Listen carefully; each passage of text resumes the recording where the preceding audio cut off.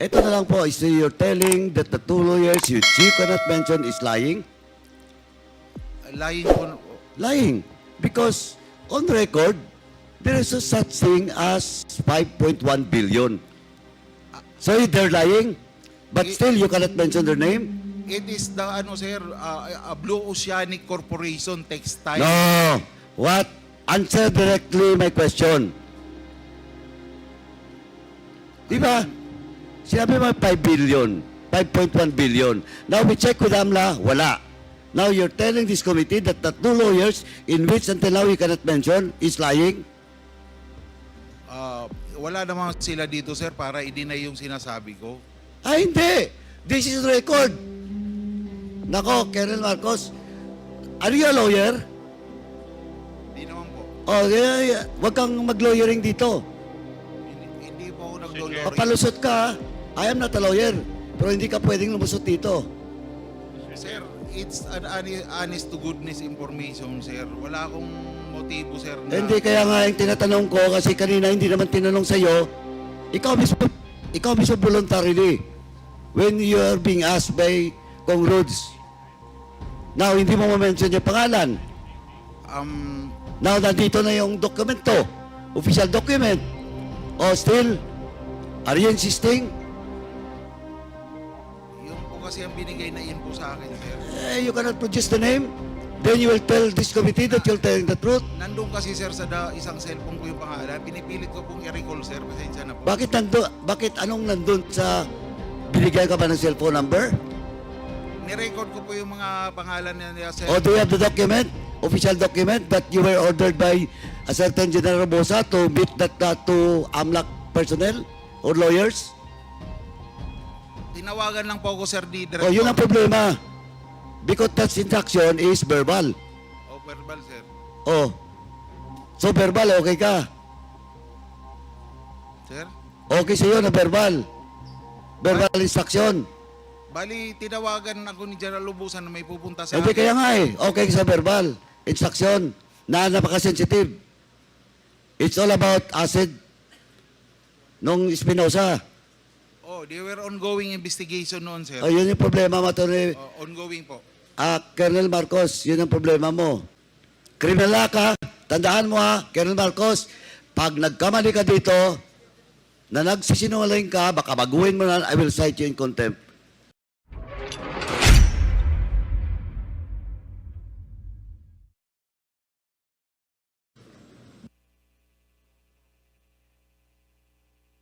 Before AMLAC, Mr. Chair, to answer, when Congressman Kong Hoon asked the CHR with regards to complaints and complaints on extrajudicial killing, on the records, he mentioned about police officers involved.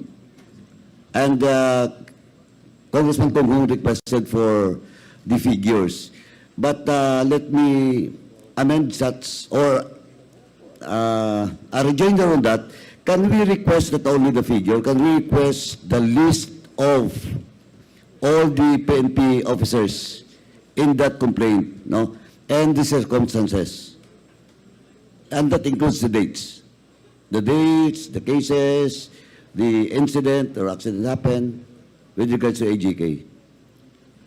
Honorable Chair, yes, the Commission on Human Rights will comply with the request of the Honorable Committee. Can you submit it before the next hearing? Yes, Your Honor, we will comply, Your Honor. Thank you. Thank you, Your Honor. Now, AMLAC, with regards to the 5.1 billion freeze order by AMLAC been mentioned by Colonel Marcos, is it correct? Your Honor, at present, there is a civil forfeiture case which is ongoing against Mr. Kerwin Espinosa, and properties which are frozen at present. For the peso account, it's amounting to 1,235,439 and 90 centavos. And there is also a US dollar account in the amount of $502.33. Also, there are 11 real properties. This include a one residential lot worth 336,000 pesos. Another is 1 fishing ship, 17 motor vehicles, 4 motorcycles, 4 firearms, and 2 watercrafts. The asset preservation order on these properties were issued on the 31st of July 2017. So there is no 5 billion, Your Honor, that was frozen by the AMLAC. That might have been sourced from news articles. Colonel Marcos, can you comment on that? Yes, Mr. Chair. Actually, kanina lumapit po ako sa taga-AMLA, sir. Pre-provide ko sa kanya yung documents na pre-provide din sa akin nung dalawang attorney ng taga-AMLA. Yung scheme. Sandali po. Yung- Documents coming from the AMLAC, Yep, yes. dalawang attorney. Is it official and authenticated? Hindi naman po, sir. O hindi dapat. So you should not mention in this committee those documents if it's not official. Pati po yung Hindi nga, sandali. Yes, sir. Sama na. You should not use it in your statement, those documents that is not official. Yes, And who is that two attorneys from AMLAC? Pilit ko pong i-recall. Now you don't recall. Yung sa, Now you can't recall. Can you recall it or not? nandoon po sa isang cellphone ko, sir. Sa? Sa isang cellphone ko na hindi ko na ginamit. At saka nag-provide po ako ng cheque na nandoon po yung corporation. Blue Sandali. Opo. Sandali. Dahan-dahan mo na. I'm just asking you about that 5.1 billion. And you tell this committee that your source is the two attorney or lawyer from the AMLAC. Now, I told you that is not an official document. Correct? It could be, hindi ba siya authenticated, sir? Oh, that's why you cannot use it. Dahan-dahan ka po. Dito sa committee to. Second, you cannot anymore remember the two lawyers from AMLAC? Pardon, sir? Hindi mo na matandaan yung dalawang abogado? Pili ko nire-recall, pero sigurado ako, sir, nandun sa isang cellphone ko po yung How did you get that information? You talk to them? Personally? We were ongoing, sir, with the financial... Sandali. You talk to them, yes or no? Personally? Personally, sir. In Oh, terms so of- you cannot remember the names? You talk to them personally, but you cannot remember the names? Even surname or family name? Eto I just want to warn you, because we will produce the two lawyers. If you cannot name it in today's hearing, I will cite you in contempt for lying. Hindi ako, Just want to warn you. Huwag mo kaming burahin dito, Colonel Marcos. Are you still with the CIDG? yes po, sir. Oh, General Torre, yung tao mo is telling a lie. He is lying in front of this committee. So you can name the two lawyers? As you have mentioned, you talk to them personally. But now you cannot mention the name. It was 7 years ago. Sorry? Yung pangalan nila, sir, at saka yung cellphone number, nandun po sa isang cellphone ko, sir. No, I'm not asking about the cell phone number. Bali po, I'm asking about the names because if you have is the two lawyers assigned in the central office? sir, Naka-assign ba po yung dalawang lawyers sa central office ng AMLA? possible, sir. But possible. You're a CIDG intelligence officer and you never checked the background of the two lawyers you mentioned? Actually, And that is the source of your 5.1 billion telling in this committee? Actually, sir, these two lawyers conducted seminar on all CIDG personnel and regional When officers. was that? Ito, lumalalim tayo. 2016, Saan sir. yung seminar na yan? It was 2016, sir. Training kami pertaining to money laundering. Saan yan? Dito, sir, sa Manila, lahat ng RC. Saan sa Manila?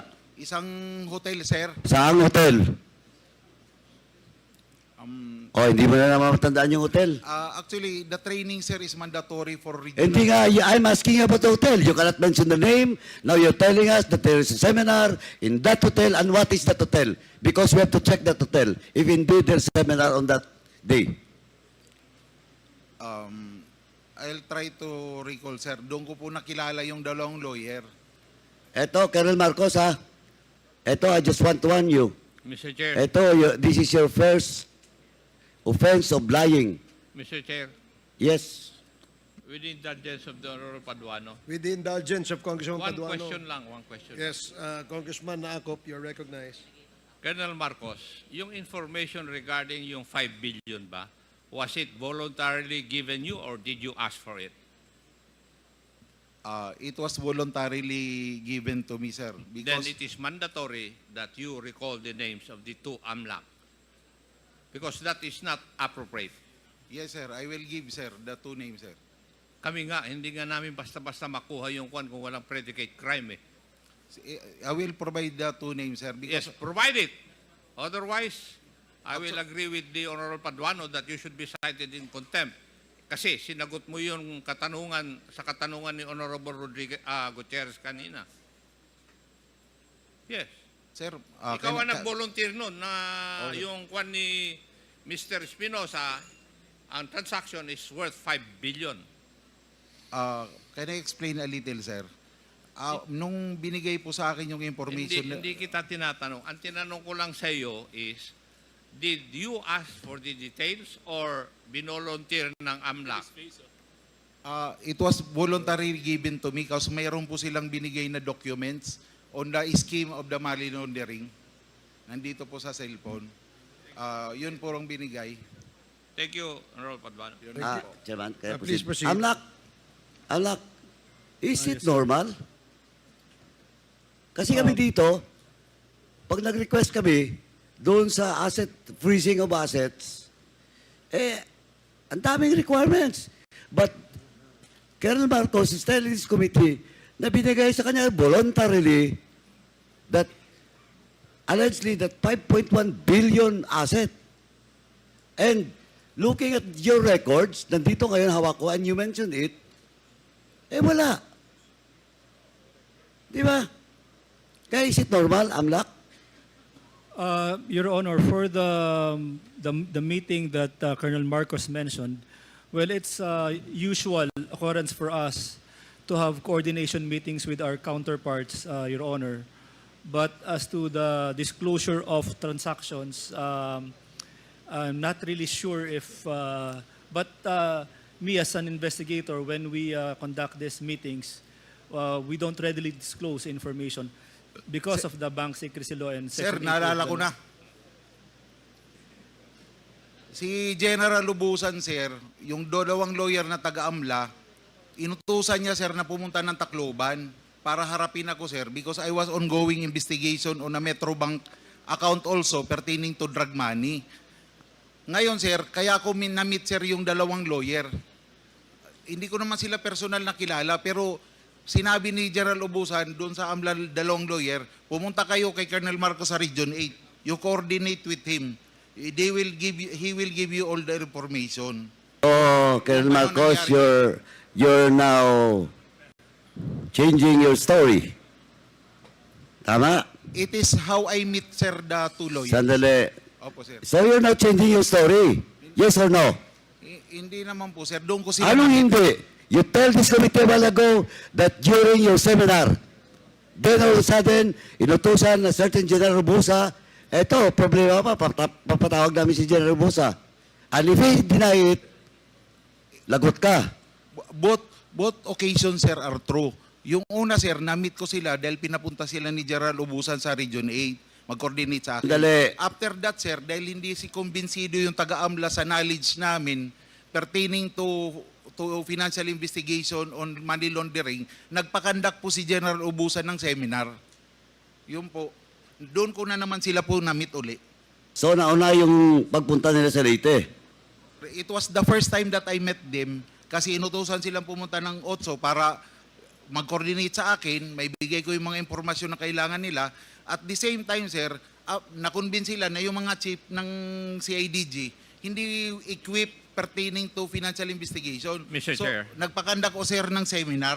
Mr. So Chair. you're, with the indulgence of General Acop, Chairman Acop after me. Ito na lang po, so you're telling that the two lawyers you cannot mention is lying? Lying po. Lying. Because on record, there is no such thing as 5.1 billion. So they're lying, but still you cannot mention their name?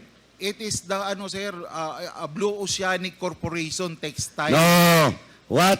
Answer directly my question. Di ba? Sinabi mo 5 billion, 5.1 billion. Now we check with AMLA, wala. Now you're telling this committee that the two lawyers in which until now you cannot mention is lying? Wala naman sila dito, sir, para i-deny yung sinasabi ko. Ah, hindi. This is record. Nako, Colonel Marcos, are you a lawyer? Hindi naman po. Oh, wag kang mag-lawyering dito. Hindi po ako Mr. nagdolori. Papalusot ka, I am not a lawyer. Pero hindi ka pwedeng lumusot dito. Sir, it's an honest to goodness information, sir. Wala akong motibo, sir, na... Hindi, kaya nga yung tinatanong ko, kasi kanina hindi naman tinanong sa'yo, ikaw mismo voluntarily, when you are being asked by Kong Rhodes. Now, hindi mo ma-mention yung pangalan. Now, nandito na yung dokumento, official document. O still, are you insisting? Yung po kasi ang binigay na info sa akin, sir. You cannot produce the name? Then you will tell this committee that you're telling the truth? Nandun kasi, sir, sa isang cellphone ko yung pangalan. Pinipilit ko pong i-recall, sir. Pasensya na po. Bakit anong nandun sa, binigyan ka ba ng cellphone number?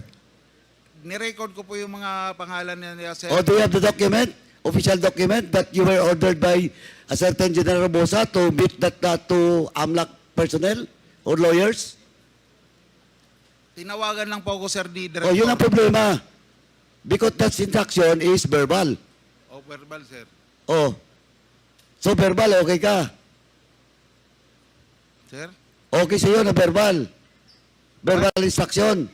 Bali, tinawagan ako ni General Lubusan na may pupunta sa Hindi kaya nga eh. Okay sa verbal. Instruction. Na napaka-sensitive. It's all about acid nung Espinosa. Oh, they were ongoing investigation noon, sir. O, yun yung problema mo, Tony. Ongoing po. Colonel Marcos, yun ang problema mo. Eto i-hold ko muna. Yes, Chairman Acop.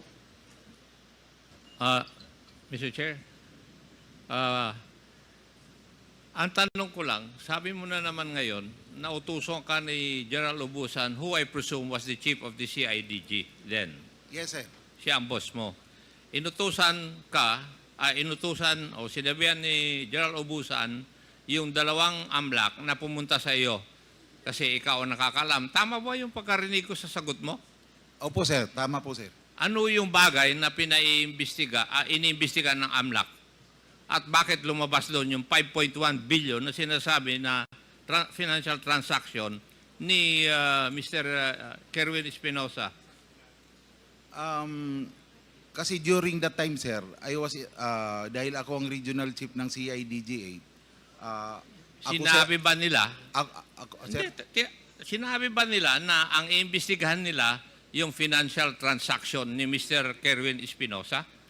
yes po, sir. Yun ang specific na pakay nila, sir. Ay, mandatory na sabihin mo yung pangalan ng dalawang AMLAC. Opo, sir. Chairman, can I proceed? Thank you, Chairman Acop. Now, you should submit in this committee the names of that two lawyers from AMLAC before we end this hearing. Or else, this committee will be pushed aside to in contempt, Colonel Marcos. Sorry. Sige You po, should sir. produce. I-recall ko, sir. Now, let me proceed, Mr. Chairman. You mentioned, kaya tinanong kita kanina kung lawyer ka eh. Kasi you mentioned about compelling reasons for the issuance of search warrant. Yes, sir. O, matanong nga kita, what is the compelling reason to issue search warrant inside the jail? And it happens not only once, ha? Colonel Marcos, it happens not only once. It happens twice. during your time. Yes, sir. Tama? Yes, sir. Twice nangyari. Dalawang beses, dalawa ring tao ang namatay Yes, sir. na mga allegedly drug lords. Opo, sir. Oh, now, please answer what are those compelling reasons? Kasi nandito taga-GOJ. Tatanungin ko, Yung usually, sir, pag nagkakaroon kami ng application on other areas, hindi doon sa jurisdiction ng judge, sir, na nakakasakop doon sa dapat applyan namin ng search warrant na lugar. Ang isang compelling reason, there is reasonable, this is a valid reason na maaring mag-leak, sir, yung search warrant na ina-apply namin. Yun po yung... okay, valid reason Opo, sir. that you can serve that search warrant. Tama? Bali, pag mag-a-apply po kami, sir, sa isang judge na sasabihin ng judge, o bakit dito kayo nag-a-apply? Eh, may judge man doon sa lugar na yon. Hindi, sandali. Opo, sir. Ikaw, Colonel Marcos, ha? Halata ka na. Ang tinatanong ko lang yung compelling reason. Hindi kung saan mo kinuha. Darating tayo dyan mamaya. Opo, sir. Saan mo na, kung saan ka nag-apply, darating tayo mamaya. You answer first. Sa'yo to nagaling eh. Opo, sir. Bali, ano yung pa yung reason, sir? Yung para hindi mag-leak po yung search warrant. Kasi Sorry? pag minsan kasi... You sir, are not, Colonel Marcos, you are not answering my question. Ang sinasagot mo, Colonel Marcos, makinig ka. Ang sinasagot mo, yung reason why, instead of getting search warrant in Leyte, you get your search warrant in Samar. Yun yung sinasagot mo. Di ba? Opo, sir. Mali. Ang tanong ko, what is the compelling reason to issue a search warrant in a government facility, and in this case, a jail under the Bureau of Jail Management and Penology. What is that compelling reason? We have a reason to believe, sir, based on intel reports, that there is collusion between the jail guards. Again, you don't answer my question. Ang tinatanong ko, hindi kung saan ka kumuha ng search warrant. Ang tinatanong ko, yung sinasabi mong compelling reason to issue a search warrant inside a government facility, and in this case, sa jail, under the supervision of the BGMP. O anong compelling reason? May intel report nga kami, sir, na yung mga jail guards is medyo kumbaga patong na, sir, doon sa operation. Dali. Again yung tinasagot mo sa akin, application of search warrant, pupunta rin tayo doon na mamaya. Ang tinatanong ko lang, ano yung sinasabi mong compelling reason for you to ask for search warrant, and the court will issue a search warrant indeed in a government facility, and in this case, jail under the BGMP. Ikaw nagsabi. Because there is a criminal act going on, sir, inside the jail. Kumbaga, merong... Criminal act? Oh, parang may... Okay, mamaya punta natin. DOJ. Nandito DOJ? Criminal act ha? Tandaan mo ha, Colonel Marcos, pag nagkamali ka dito, na nagsisinungaling ka, baka baguhin mo na, I will cite you in contempt. DOJ, did you get the question that I raised to Colonel Marcos na defensive siya, umiiwas siya, nasagutin? O what is that compelling reason daw? Is there a compelling reason to issue a search warrant in the jail? Mr. Chair, regarding that particular case, Mr. Chair, there's already an en banc decision by the court, the Supreme Court, saying that there is no compelling reason for the issuance or for the issuance of the warrant. I mean, there's no compelling reason for the application of a search warrant in a jail facility, Mr. Chair. That is a jurisprudence. Yes, Mr. Chair. Oh, Colonel Marcos, eto, hindi ako lawyer, pero ganon din pagkaintindi ko. Eto, DOJ na yung sasabi. Oh, do you want to contest the opinion of the legal minds from DOJ? Hindi po, sir. Oh, better not talk. Kasi yun lang tanong ko eh. Now, next. Eto, establish. Okay. Kasi under the jail management, may uplan galugad dyan eh. Di ba? That is the standard operating procedure of the BGMP if indeed there is an information that that jail, particular jail, may illegal na nangyayari sa loob. Oh, you know. I agree, sir. Oh, so you now agree that you cannot supposedly use it that apply a search warrant. That is the opinion of the DOJ.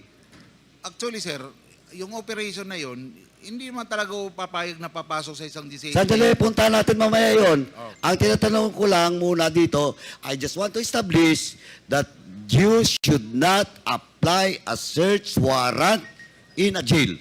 That is now a jurisprudence. Yes, sir. Okay, let me proceed. Ito tatlong case. Now, in the case of Egay Alvarez, isabihin ko na siya para baka mamaya. Egay Alvarez happens August 11.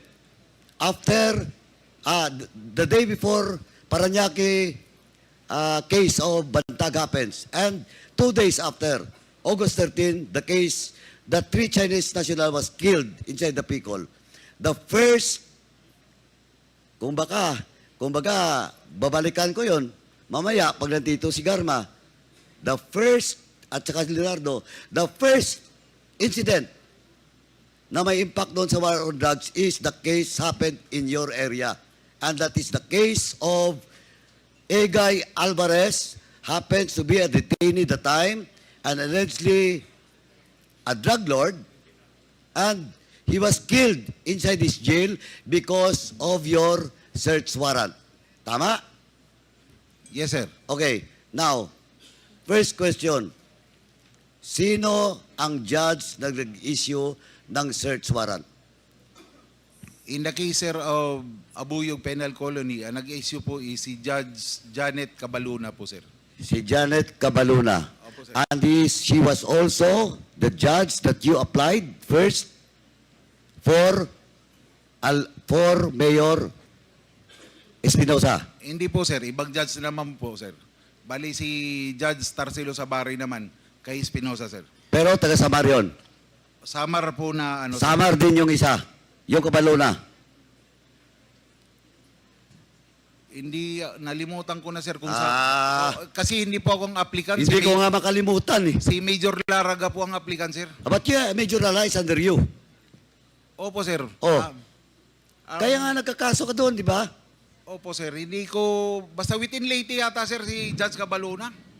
O hindi, or sama, hindi lang ako sure yung kung saan, sir. Colonel naman, kanina mo pa dinipinsahan niya, you have to take search warrant outside of the jurisdiction because the connection of blah, blah, blah to the jail and the court. Samar. Tapos ngayon, ayaw mo aminin, taga-Samar. Samar siguro, Samar, sir. Ay, hindi nga ako involved doon eh. Pero alam ko na taga-Samar. Opo, sir. O, in applying for a search warrant, in this case, eto, Colonel ha, eto, pag nagkamali ka dito, I will cite you in contempt. Who is your deponent? Who is your deponent? Sa Albuera, sir, naalala No. ko, si... Hindi sir? Alvera. At tinatanong ko ngayon yung kay Igay pa, Alvarez. Who is the deponent? Si Major Laraga po, sir, makakasagot kasi sila po ang applicant, sir. Hindi po ako. Hindi silang pumunta sa judge. Pero maalala ko But, sandali, but, Opo. yung major is under your watch. Opo, sir. Tama? Opo, sir. Oo. Di ba? Hindi... Oh, so you allow that major to ask for a search warrant without knowing the deponent? Sir, ganito po ang procedure namin sa CIDG. Yung mga provincial officers po namin, kanya-kanya po yan nag apply ng search warrant. Ang regional chief po, sir, hindi po nagtatanong kung sino po ang deponent. Sandali. Opo, sir, ganun po Sandali. namin. But, Colonel Marcos, ha, ito part of the drug war.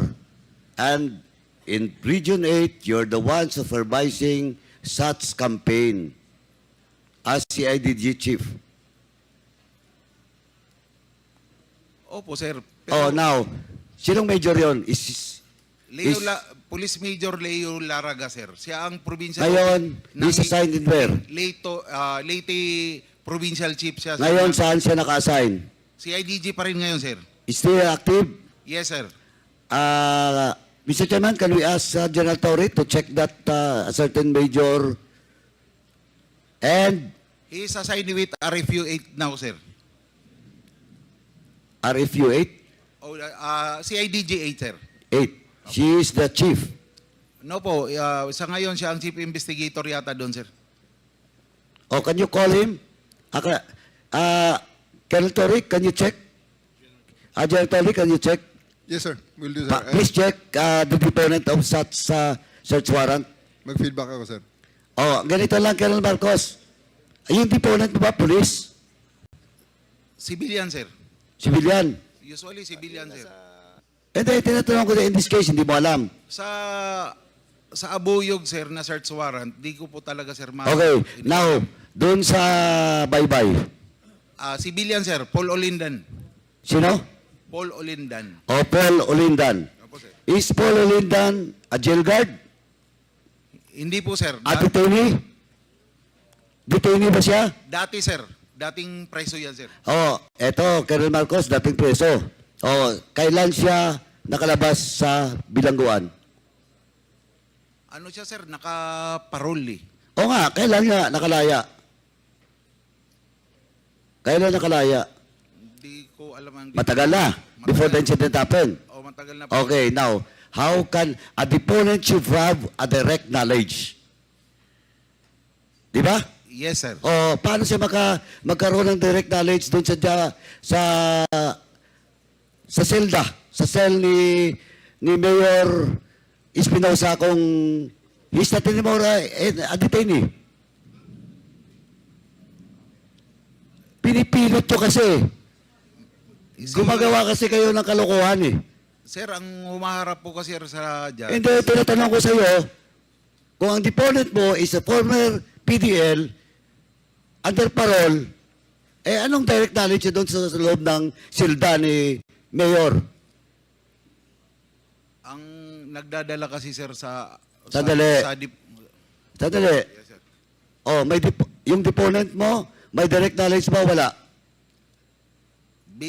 It will be based on the appreciation. Hindi nga, ito nga ngayon, tinatanong kita, he's not anymore a PDL, under parole, he was not there in the jail, and still you use him as a deponent because you have something plan, a different plan for Mayor Espinosa. Oh, Mr. Chair, clarification, Mr. Chair. yes. This, Yes, related to regarding the this question, issue, sir. Mr. Chair, yes. Okay. I'd like to ask in layman's terms, Mr. Chair. Dahil gusto nilang gawin, dahil yung police gusto nilang gawin yung trabaho nila, na makakuha sila ng search warrant, kasalanan ba nila na yung judge ang mag-issue ng search warrant? Now, if there is a jurisprudence from the Supreme Court, bakit nag-issue ang judge? Hindi, yun na nga eh. Ang point dito is, May. deponent per se should have a direct knowledge. And of course, may problema ang judge. But at the same time, may problema kayong mga pulis. Alam mo bakit? Because you're forcing it to have a deponent without direct knowledge and you talk to the judge, in which ang judge ito may problema din, then you operate not on the reason of the items supposedly under the search warrant. Yun ang malinaw eh. Namatay si Egay Alvarez. Hindi ko sinasabi na he's not a drug lord. When in fact, ako alam ko, he's a drug lord. Pati source niya. Pati yung namatay doon sa Dapicol. But of course, it's a different thing. It's a different story. We're talking about extrajudicial killing here. And hindi to simpleng coincidence. Hindi simpleng coincidence. Kasi dalawang jail sa Leyte ang nangyari. You serve a search warrant and the result is namatay yung mga allegedly drug lords or narco drugs, politicians. Yun pong totoo. Di ba? Ang sinasabi ko, I am not defending the drug pushers, the drug lords. What I'm saying is, you're violating the law. Because you have a different purpose in getting the search warrant. Yun ang malinaw. And history is telling us now, it never happens na lumabas ang katotohanan during the previous administration because that is part of the drug war. Yun ang malinaw. Chairman Akop? Congressman Paduano, kindly wrap up. Chairman Akop, I thought you will... Anyway. Now, Colonel Marcos, you produced the deponent. The names of the deponent. I will call Major Laraga, sir. After tatawagan ko kagad. Ayun, si General Torre. At the same time, the deponent doon sa sa bahay ni Espinosa. Opo, sir. Tatanong ko po kay Major Laraga kagad. General Torre, kindly check, please. Yes, sir. I'm Kindly already wrap up, talking to Congressman the Paduano. regional chief, sir. We are asking for the deponent and the applicant, sir. And you produce, Attorney Colonel Marcos, the names of that lawyers within the day. Yes, If you sir. cannot produce those name of lawyers, Yes, sir. I we'll be posed to cite you in contempt. I will call my colleague, sir, para makakuha ko yung pangalan. Now, you're saying about the involvement of the jail guards, di ba? Kaya kumuha kayo ng search warrant doon sa kabila, sa Samar, instead of getting it in Leyte. Yes, sir. O now, dahil, ba't doon kayo kumuha ng search warrant? Why? Sa Samar, sir. Yeah. Ba't doon sa Samar, not in Leyte? Ganito po yan, sir. Si Major Laraga po, yung provincial officer ko, they are po the operating arm of different provinces. Pumunta po sa akin, sir, mag-apply po ako ng search warrant. Sinong applyan mo? Ito, sir, may input tayong ganito, ganito, ganito. O sige, i-apply mo ng search warrant. Kung i-approve ka ng judge, implement natin. Ngayon, sir, hindi man po lahat ng search warrant na ina-apply ng CIDG or ng provincial offices, ina-approve ng judge. Marami din pong dinideny. Ngayon, nataon, sir, si Major Laraga, pag-apply niyan, na-approve, in-implement po namin, sir. And then, hindi pa sinasagot yung tanong ko eh. Why not in Leyte? Why in Samar? Isa rin yun, sir, sa tinanong ko kay Major Laraga, bakit sa Samar ka mag-a-apply? Sabi niya, sir, pag dito ako, sir, nag-apply sa Baybay o dito sa malapit sa atin, yung mga empleyado dito, mag-interconnected yan. Mamaya, matawagan, sir, na may warrant tayong isi-serve. Yun ang binigay niyang reason sa akin. Eh, ano yan? Teorya nyo yan. Yeah, presumption nyo. Diba? Assumption po ni Major Laraga, sir. Hindi, pati kayo. Siyempre, nag-report na nga sa iyo eh. Pinayagan mo kahit na doon sa kabila. Yes, sir. Oh, di ba? Nag-okay ako sa kanya, sir. But a while ago, you're talking about the collusion between the alleged drug lord and the jail guards. Di ba? Sinabi mo yon? Sir, that is also based on the intel report submitted by Major Laraga. Major Laraga? Yes, sir. Leo Laraga, sir. Siya yung siya yung na-demote Oh, sir. Bali from na-demote yan, sir. because of? Under appeal sila sa NAPOLCOM. Hindi, tinatanong because the of? administrative charge, sir, pertaining to the Espinosa case. Okay. Now, ganito lang yan kasi, Colonel eh. Kasi if you have strong evidence or data, no evidence, with regards to the collusion between jail guards and the drug lords, did you file a case against those jail guards? Hindi po, sir, nag-file si Major. Hindi kami nag-file, sir. O bakit hindi kayo nag-file? Kasi, di ba, kaya nyo kinuha yung search warrant sa Samar, not in Leyte because you believe that there is collusion between drug lords and the jail guards. So why didn't you file a case against the jail guards? Sometimes kasi, sir, intel reports doesn't stand in court. Hindi po tatayo sa korte ang intel report, sir. Ay, yun yung problema eh. Kindly wrap up, Congressman Paduano. Anyway, hindi pa ako tapos sana. No, you will have your time. Anyway. After this round, we will have another round because we still have another resource person that we will have to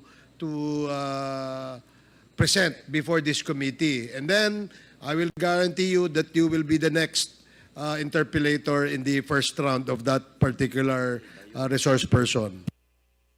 Mr. Chairman, magkakasunod-sunod kasi ito, baka malaman pa ni Colonel Marcos. I will just hold my questions, Mr. Chairman. But again, I just want to manifest once again that Colonel Marcos should submit to this committee the names because before this hearing ends, in today's hearing, because I have to talk to that lawyer. Nandito naman po yung AMLA. Okay. Then, yung question of the names that we asked about the deponent. Sir, I will call Major Lara. And then, also. nandun si General Torre din is now communicating, I think, he's now communicating with Major Lara. May mga tanong pa ako doon, marami pa po. Now, lastly lang, Mr. Chairman, can I ask the, baka makalimutan ko, can I ask the DOJ, what Yes, are Mr. those, Chair. what are those reason or requirements, legal requirements that the case of Igay Alvarez, in the case of Inwits and the case of Mayor Alvera, in which police officers are involved in the death of those allegedly detained drug lords. What are the basis or reasons for it to be reopened? I'm very again, Mr. Chair. I'm here actually for the Pogo related issue, so I'm not very familiar with their cases, sir. I'm just a while ago I was answering on the questions regarding this particular incident based on the decision of the Supreme Court that I just read, but. As of now, I'm still. I'd like to refer back to our main office so that we could inquire upon it. Please, please. Yes, sir. Now, can I get the opinion na lang, last na, Mr. Chairman? Can I get the opinion of our dear colleagues, former colleague, he is also a top-notch lawyer, may kababayan in Bacolod, Congressman Nery Colmenares, with regards to possible reopening of cases, no? Of the case with doon sa kay Egal Alvarez. And the same kasi, namatay doon sa loob ng jail. And I do believe that may problema po sa process. And I also do believe that the purpose of that trade, no, and the search warrant is not to get what is what is in the search warrant, but the life of the two PDLs. Yes, Mr. Chair. Thank you, Mr. Chair. Yes, there is always that possibility of opening up these cases, Mr. Chair. Secondly, the issue of search warrant factories had been an issue. That's why the Supreme Court was even forced later on to say na hindi pwede yun. You're using, because many people died because of these search warrants issued by Metro Manila judges, Mr. Chair. So in cases such as this, misuse of the legal processes of the law or heinous crimes like crimes against humanity, for example, Mr. Chair, this can always be opened anytime, Mr. Chair, especially since they do not prescribe, Mr. Chair. Thank you, Mr. Chairman. Thank you, Congressman Nery. Thank you.